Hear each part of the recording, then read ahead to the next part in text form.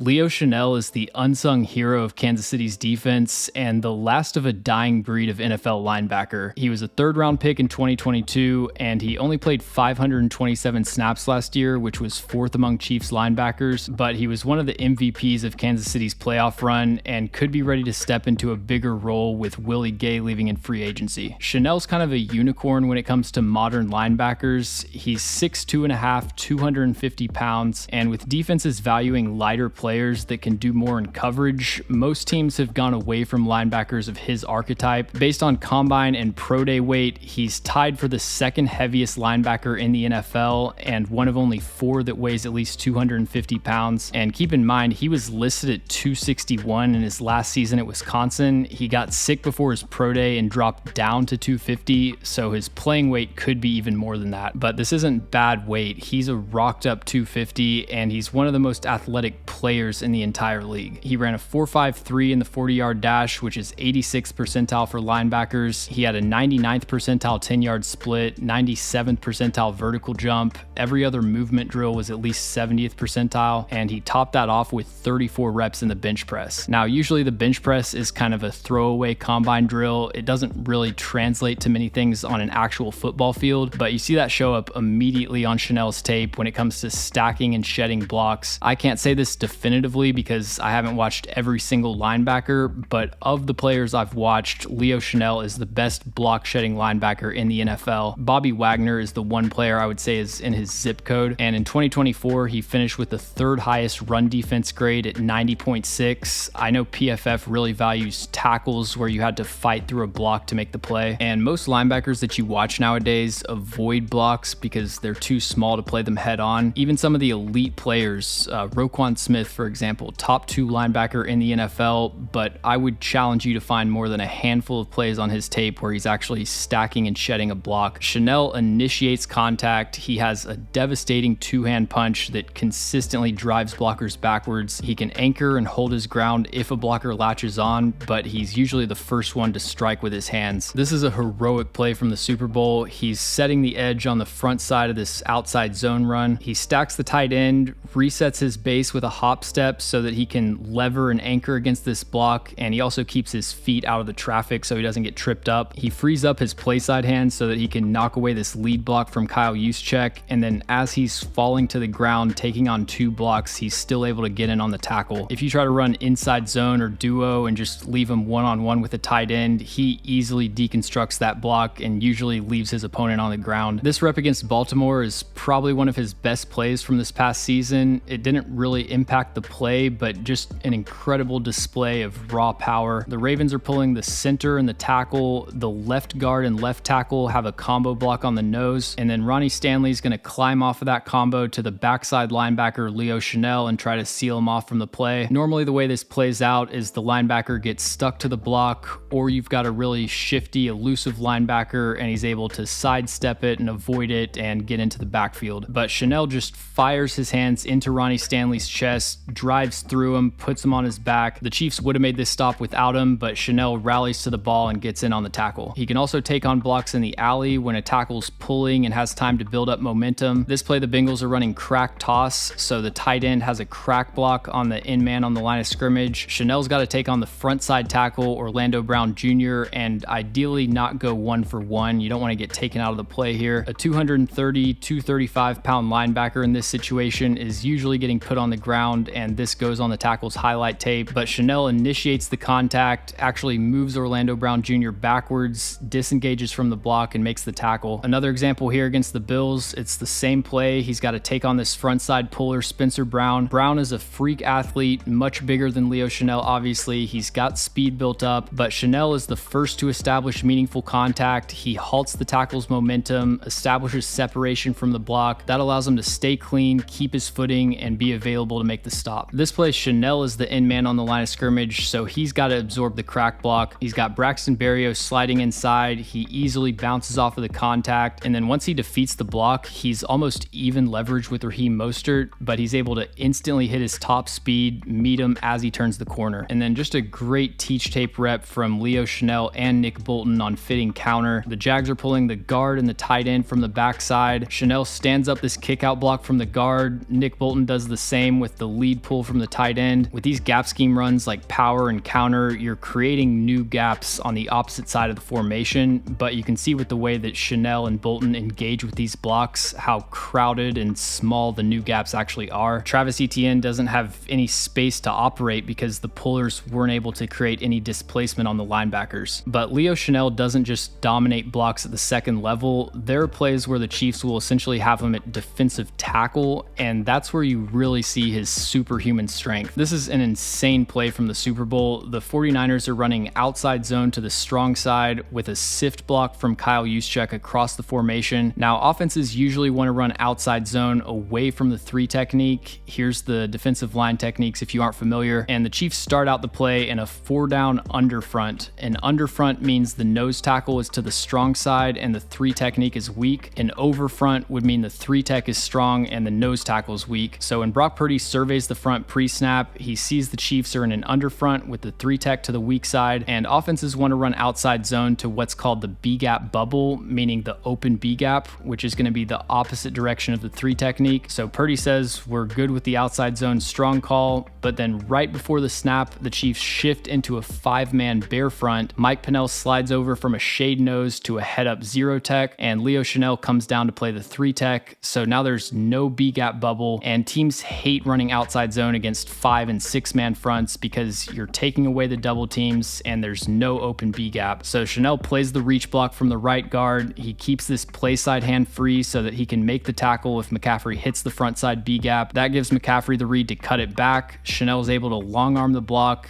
disengage. He flies in to force the fumble, and George Kittle is too busy being quirky to pick up the ball, so the Chiefs recover. Most defenses can't shift their fronts like this and be this fluid with their defensive structure because they don't have an off-ball linebacker they trust one-on-one at the point of attack against a guard. If pretty much any other team tried to do this, they'd be lining up a 225-pound linebacker who would have been a strong safety 10 years ago at 3 technique. He's getting washed out of the play, and McCaffrey's got an open runway through the front side B-gap for a big gain. And then a very similar play here from the divisional round, but this time the Chiefs adjust their front based on an offensive shift. The Bills are in 22 personnel with 2 backs and 2 tight ends. One of them is actually an extra offensive lineman, but we'll just treat him as a tight end. Initially, they have both tight ends on the left side of the formation, so the Chiefs play it with an over front where the 3 techs on the strong side. They're basically saying, if you want to run to the 2 tight end side, we're at least going to make that a less favorable look by putting a 3 tech over that B gap. If you want to run towards the B gap bubble, you can do that, but you're not going to have 2 extra blockers leading the way. But then the Bills motion Dalton Kincaid to the right, creating a balanced formation, so there's 1 tight end on each side, and the Chiefs respond by shifting to a bear front with Pennell sliding to a head up nose and Chenal moving to 3 tech. The Bills probably knew the Chiefs would respond this way and assumed they would have an advantage running outside zone at Leo Chenal behind their 347-pound guard Osiris Torrance. But again, Chenal locks out the block, forces James Cook to cut back into Trent McDuffie, fitting the backside C gap. Chenal sheds the block, rallies to the tackle, and punches the ball out, but Cook had just gotten his arm on the ground, so it didn't count. Another example from the Super Bowl where he's just straight up playing nose tackle. Like, you can count on one hand the number of linebackers that can win a reach block one-on-one like this. Right here, the Bears are running duo, so Chenal's taking on a combo block on the backside from the tight end and the tackle, Darnell Wright, who's 330 pounds. Again, most linebackers here are getting absolutely flattened. The backside C gap is wide open, but Chenal absorbs the combo from the tight end, resets his anchor, uproots the down block from Darnell Wright, holds his ground in the gap, and makes the tackle. This play, he's on the backside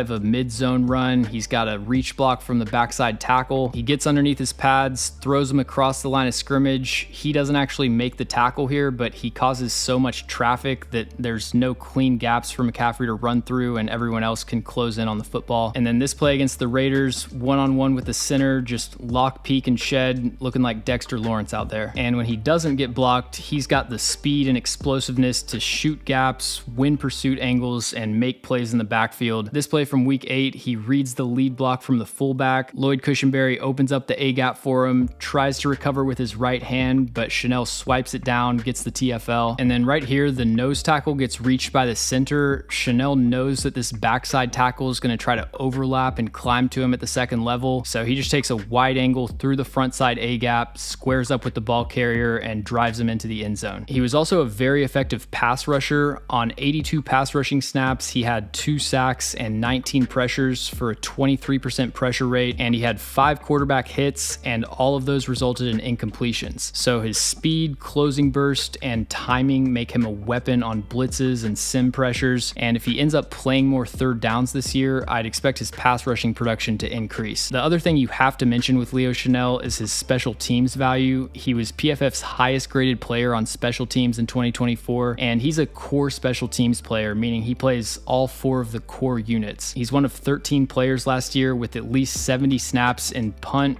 return, kickoff, and kickoff return. We talk a lot about returners that might have increased value with the new kickoff rules. I think as a cover player, Leo Chenal is built in a lab for the new format. He also had 67 snaps on field goal block, and he had a huge blocked extra point in the 4th quarter of the Super Bowl. Mike Dana was right there and actually got a hand on it after Chenal, but this was a critical block. The 49ers had just scored a touchdown to go up 16-13. The blocked kick kept it a 3-point game, and it allowed the Chiefs to tie the game with a field goal the next drive. I think Kansas City still would have probably won the game without it, but the next drive, the Chiefs had 4th and goal at San Francisco's 6-yard line with 5:46 on the clock. If they're down 4, they'd either have to go for the touchdown or kick the field goal and try to keep the Niners from running out the clock the next drive. What I'm interested to see for next year is if the Chiefs expand Chenal's role and make him more of a full-time starter. Nick Bolton's the mic, he'll always be on the field. They lost Willie Gay, but they still have Drew Tranquill, who outsnapped Leo Chenal last year and is more suited for a third down role. Chenal did some nice things in coverage last year within 5 yards of the line of scrimmage. His ability as a downhill thumper makes him pretty effective defending screens and checkdowns, and he has good awareness and play recognition in every phase. This play, the Jags throw a screen to Christian Kirk, and then they leak Travis Etienne out the other side and try to do a throwback across the formation. Chenal recognizes it immediately, stays in position, chases down Etienne for a loss of yards. And then I also noticed when he was playing outside linebacker, he had really good awareness of slide routes and flat routes from the backfield. He did a good job of keeping his eyes on his assignment, not over pursuing, and there were several plays where he kind of indirectly forced an incompletion just by covering up the primary read. But when it comes to downfield coverage, I just don't know if he has the fluidity and change of direction skills at his size to hold up. You see this play against New England, he's dropping into the hook, Hunter Henry runs a stop route at the sticks, and Chenal just can't click and close quickly enough to play the route. If he's matched up with a running back like Christian McCaffrey, he's going to be able to separate on an angle route pretty routinely. And if the offense wants an automatic mismatch, they can just move a receiver to the backfield, have him offset to Leo Chenal's side. You send a seam route from the slot to occupy the other linebacker, and then you've got Chenal trying to mirror Jerry Jeudy in open space. And for the most part, he's a good tackler. He had a 7.6% missed tackle rate, which is 72nd percentile for linebackers historically.